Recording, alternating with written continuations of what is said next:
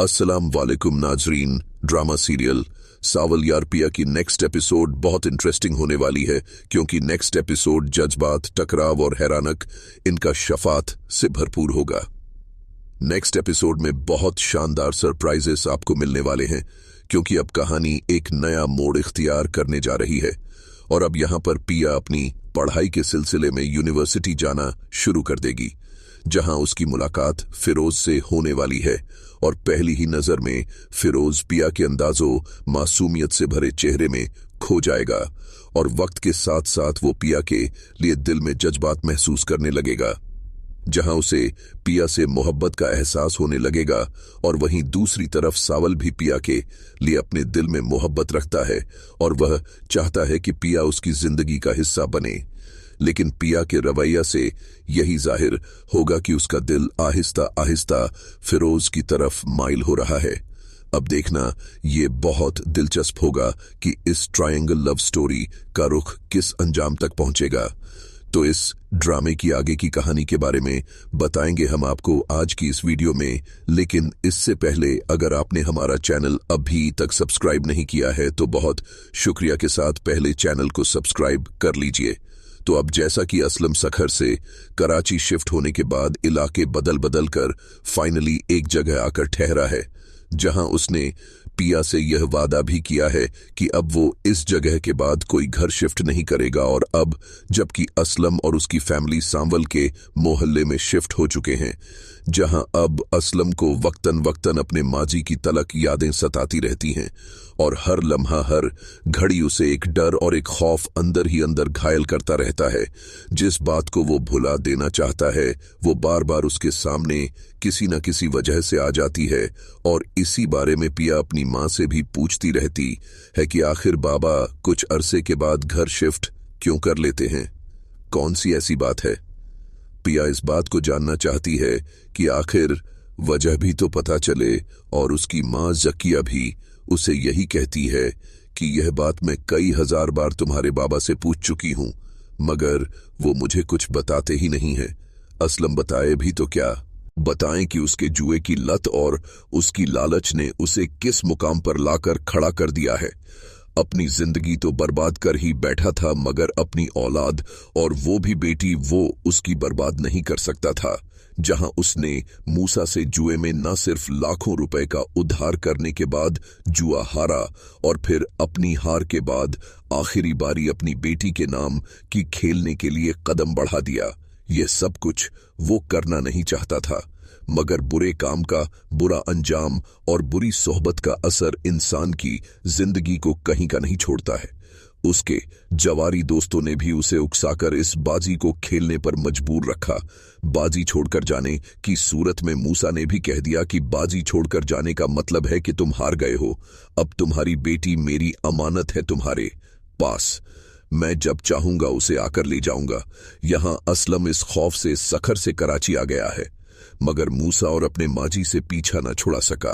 अब जैसा कि मूसा ने अपने खास वकील वहीद लंगड़ा को सांवल के पास भेजा है कि वो इस इलाके की जमीन को खाली करवाए, जबकि इस इलाके में असलम अभी हालिया शिफ्ट हुआ है और सांवल ने भी इस बात को कबूल करने के बाद एडवांस हुसूल कर लिया है। जिस पैसे के हुसूल के लिए सांवल इस गैंग तक पहुंचा, उसी पैसे के ना होने की वजह से उसकी मोहब्बत उससे छीन गई और वो उसी के गम में गमजदा रहता है और गमगीन गाने सुनता रहता है। तो नाजरीन, अब माजी के खौफ से असलम की रातों की नींदें उड़ी हुई हैं। अब भी वो आधी रात को उठ बैठेगा और वो उठकर बाहर जाकर ठंडा पानी पिएगा और थोड़ी ही देर के बाद असलम के घर का दरवाजा जोर जोर से बजने लगेगा और मूसा के गुंडे उस इलाके को खाली करवाने के लिए आ जाएंगे और असलम का दरवाजा भी धड़ाकर उसके घर वालों को जगा देंगे, जहां पिया और जकिया भी हड़बड़ा कर उठ बैठेंगी, जबकि असलम उन लोगों से यही कहेगा कि कोई तरीका होता है और कोई इंसानियत होती है। घर का दरवाजा पीटने के बजाय वो घंटी लगी है वो बजानी चाहिए थी, पर यहां पर तो बदमाश आदमी यही कहेगा कि हम घंटी बजाने वालों में से नहीं हैं, हम तो दरवाजा तोड़ने वालों में से हैं। तब यहां असलम उनसे वजह पूछेगा तो वो यही कहेंगे कि सेठ का आर्डर है, इलाका खाली करना है, जल्द से जल्द यहां से निकलो वरना से आमान उठाकर बाहर फेंक देंगे। यह बात सुनकर जकिया और पिया बहुत ज्यादा परेशान हो जाएंगी। असलम भी सोच में पड़ जाएगा कि क्या करें।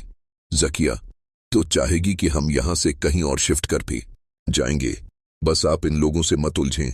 पर यहां पर पिया इख्तलाफ करेगी कि नहीं अम्मी, अभी तो हम आए हैं यहां पर, कहां जाएंगे, बस हम अब यहीं रहेंगे। इसीलिए असलम अब अपने मोहल्ले में किसी काबिल बंदे से बात करेगा कि वो अभी हालिया शिफ्ट हुआ है और इतनी जल्दी वो कैसे कहीं शिफ्ट कर जाए। अब यहां वो बंदा कहेगा कि मैं आपकी बात सांवल से करवा देता हूं, वही आपकी मुश्किल को हल कर सकते हैं।